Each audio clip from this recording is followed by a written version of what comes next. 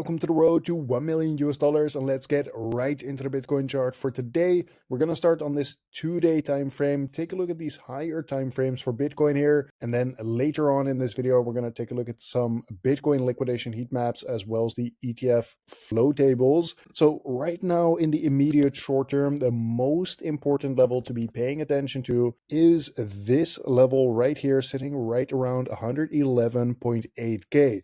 Notice how right here this acted as a level of support. Then we got this nice move up to 120,000, but broke down below that 111.8k level once again. And now after retesting this bull market support band, we are facing some short-term resistance around this level, just around these previous highs. So if we now are able to reclaim this 112k level, roughly speaking, and start getting some candle closes above, then this would be once again another bullish confirmation for Bitcoin on this 2-day time frame.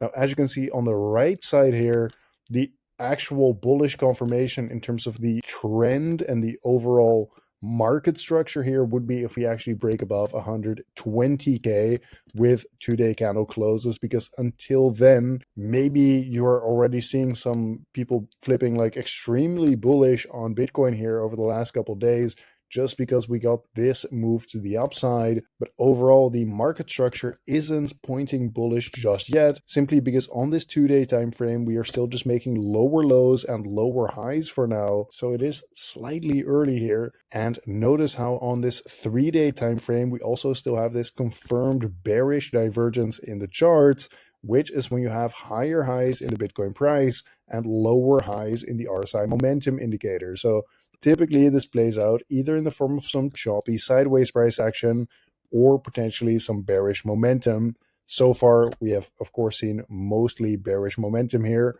although we have found some support around that bull market support band once again. Now, the 1-day time frame is looking a little bit more bullish here, simply because we broke this descending trend line for Bitcoin. Besides that, you cannot see it right here, but on this lower time frame, we actually had a confirmed bullish divergence in the charts.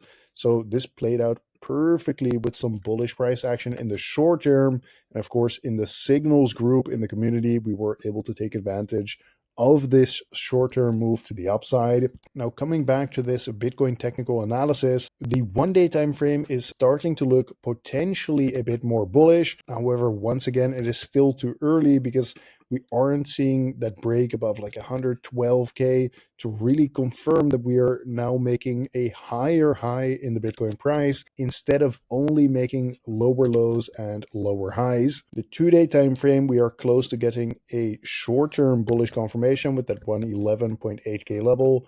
That would be a reclaim of a critical area of support, which is currently acting as a level of resistance. And besides that, on this 3-day time frame, we still have this bearish divergence in the charts, and we are facing this level of resistance, sitting once again around that 111.8k or 0.9k level as well. So keep an eye on that on the 3-day time frame. Moving on to the Bitcoin liquidation heat map. First of all, on this 1-year time frame, right now most of the liquidity is to the downside, and in the case that you don't know, typically the Bitcoin price gets attracted to where there is the most liquidity. So right now that is simply to the downside on this highest time frame here. Although we do start to get a bit of a different story once we actually zoom in to the short term. Notice how if I take a look at this 2-week time frame, most of the liquidity here is actually to the upside, sitting at around 113.9k. So that is potentially an area for the Bitcoin price to get attracted to over time. And lastly, taking a quick look at these Bitcoin ETF flow tables,